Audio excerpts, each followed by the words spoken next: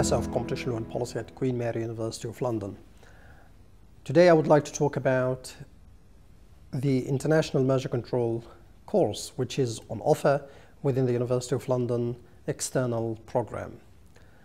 The course really is rather unique in terms of the fact that it deals with a particular business phenomenon, which is mergers between firms.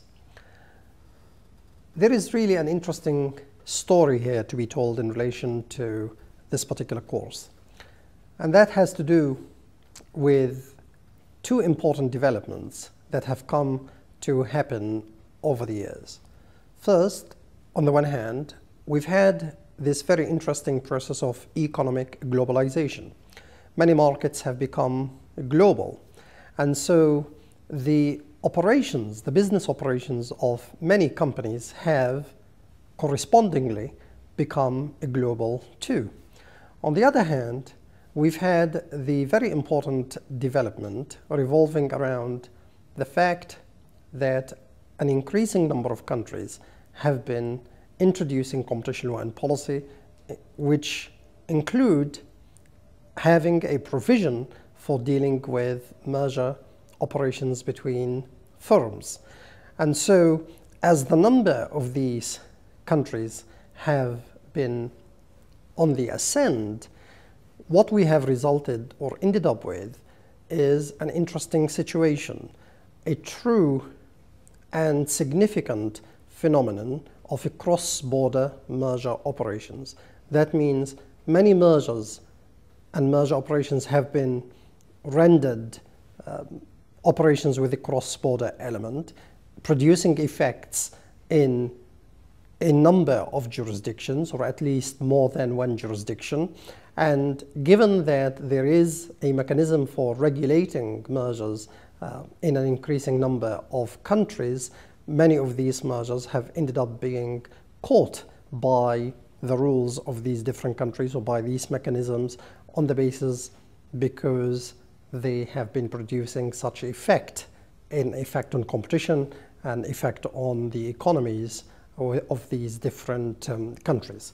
And so in many ways what this course tries to do is to give an appropriate articulation to this phenomenon of cross-border merger and to the way in which cross-border mergers should be regulated, including looking at the difficulties in doing so.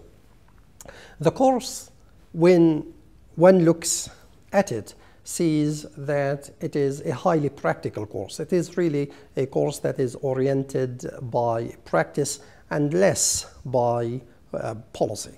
And that is a true reflection of the kind of area we are talking about, mergers and merger operations. The course is made of 4 different sections. In section 1, there will be an introduction to the area of merger control.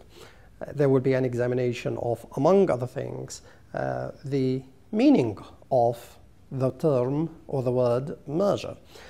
There will be an examination of the different types of mergers that we have around. There will be an examination of crucial issues that underpin the whole question of regulation of these operations, ranging from the reasons why there ought to be proper control of merger operations to the kind of issues that ought to be taken into account when regulating merger operations between firms. The section will also very importantly give an appropriate expression to the interests of companies, business firms themselves who are involved in merger operations, especially where the operations of these firms end up being regulated in more than one regime.